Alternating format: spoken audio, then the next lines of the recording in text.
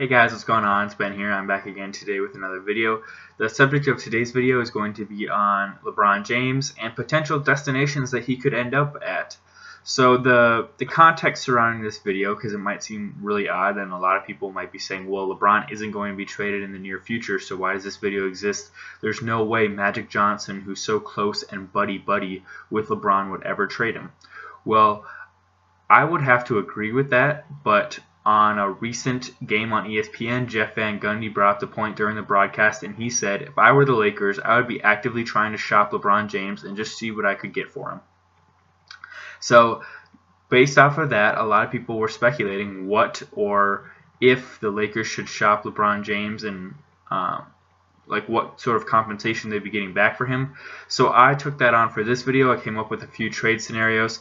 This was so difficult. I haven't had as much difficulty with creating trade scenarios for a certain player as I had with LeBron, because he is, I don't even know if he's the top player in the game anymore, but he's definitely a top 5 player, I'd say still. But he really probably has about 2 to maybe 3 years, if you're optimistic, 2 to 3 years left in his prime of being the 25, 7, and 7 guy that he can be. You know, I mean, like currently he's 27, 8, and 8, I think, but you know what I mean, around those numbers, the minimum being 25, 7, and 7. So I'd say we have 2 to 3 years left of that, but is a team really willing to mortgage their team for that? I don't know. So that being said, today I have some trade scenarios. I don't know if they're the best. They're really not that great, but they are interesting to me just because they're things that could happen, and it's really hard to pin down what teams would ask for or what the Lakers would ask for in return and what teams would be willing to give up given LeBron's time left in the league.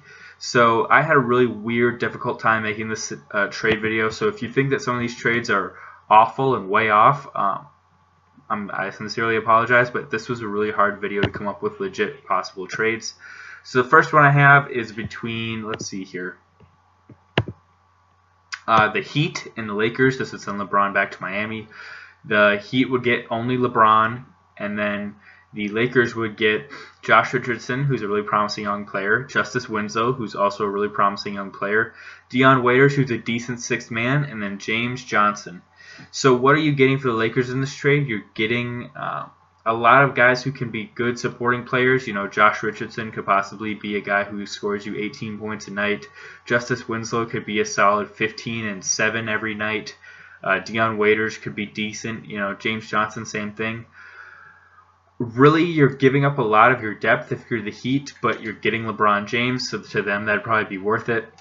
As for why the Lakers would do this, Josh Richardson's probably like the diamond of this trade in that he's a pretty promising young guy. I think he's like 24 years old, and he has shown promise when he's the focal point of an offense. He could do really well. I do really like the idea of a lineup that consists of Lonzo, Josh Richardson, Brandon Ingram, Kuzma, and then maybe if they re-sign McGee, you'd have McGee there, or somebody else. But then off the bench, you'd have James Johnson, Dion Waiters, Justice Winslow, Josh Hart. That's a really solid bench too. And as for the Heat, you get LeBron. Enough said. You get him, Dragic, Wade. Well, actually, Wade would be gone after this year, but you get Dragic, LeBron, Whiteside, Kelly Olynyk would be in the mix there still. Derrick Jones Jr. It wouldn't be a great team, but they'd probably still be like a somewhere between the 5 to 8 seed, but I think Miami would do this mainly just to have the fanfare of getting LeBron back and have some star power. Yeah, so this trade is one where the Lakers get a lot of depth and the Heat get star power, which they have been desperately wanting. And then also, if one team or the other thought the trade was unfair, obviously draft picks could be thrown in to even things out. The next one I have here would be another one, probably one of the worst ones I have of the 5. And that would be the Lakers and Wizards trading. I have Jan Mahimi and John Wall going to the Lakers, along with 2 first-round picks for LeBron James. And that 2 first-round picks could be 3 as well. You know, it'd be flexible to move up. The thing for this one is like, you got to think, you know, they'd be getting an all-star back in John Wall if you're the Lakers. He does play point guard, which Lonzo plays, but you'd be getting an all-star back. You'd be getting 3 first-round picks or 2, depending on what the Lakers wanted. And for the Wizards, you're getting LeBron, yes, but like it's not like he's going to instantly make this team like the 1 seed in the East. I think even with LeBron, this team would be about the 5 seed in the East.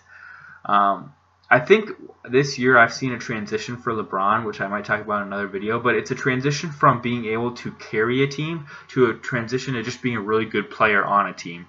So what I mean by that is, like, last year's Cavs really probably should not have been in the finals, but LeBron willed them there. I think LeBron, in a way, because of this injury, he's been set back a little bit, and he can't really will a team to something anymore. He's still a phenomenal player. He just can't will a team. He's just a good contributing member on a team. Anyway, that's the second trade scenario I have here. Let's see here. The third one would be the Lakers and Bulls trading. I have the Bulls getting LeBron and the Lakers getting Felicio, Wendell Carter Jr., Zach LaVine, and a first-round pick. So if you're the Bulls, you give up a lot of youth and promising players in LaVine and Carter Jr. and a first-round pick, but you do get LeBron back. You can pair him with Lauri Markkanen, Otto Porter Jr., Chris Dunn. That is still a pretty solid core that would get to the playoffs, I'd say. Probably like a 6 through 8 seed, somewhere in there. I don't know. I can't. The thing about this video is that not a lot of contending teams would really want to trade for LeBron at this point. Like, the Warriors have Draymond, Clay, and Durant on expiring, so they can't trade for him really, unless you're going to trade Steph for LeBron, but they wouldn't do that. The Celtics have expiring contracts in like Kyrie and Marcus Morris and a lot of players, so they were hard to figure stuff out with. Pacers have everyone on expiring contracts. Toronto, they work okay. Philadelphia, they've got 2 guys on expiring deals, and I don't think that they're going to trade Ben Simmons for LeBron at this point. It just was hard to figure out like contending teams that would make these trades. That's why I have teams on here like the Bulls, who aren't that great. Next trade I have was between the Toronto Raptors and the Lakers. So this one I thought was interesting and would be one that was more likely to happen. I have Toronto getting LeBron, and then I have Los Angeles getting Fred VanVleet, who's a good 6th man at point guard. I have them also getting Kyle Lowry. I have them getting OG Anunoby, and then Pascal Siakam.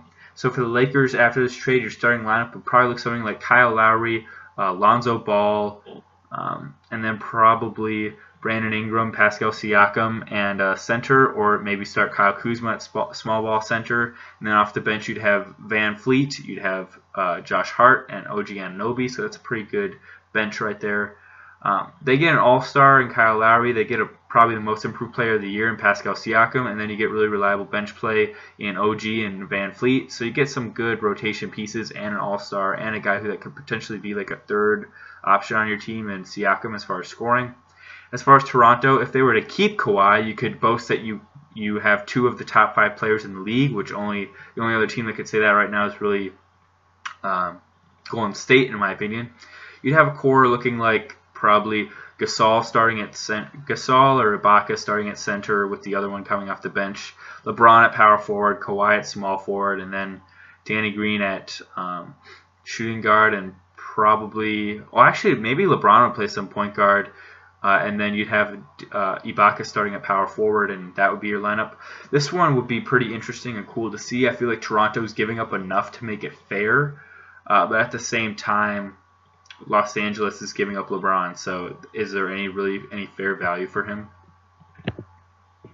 Okay, the last trade I have on here is the Celtics and Lakers trading, which is a scenario that does not happen very often for these 2 huge rivals. I have the Celtics getting LeBron and Josh Hart, and I have the Lakers getting Gordon Hayward, Jaylen Brown, and Jason Tatum.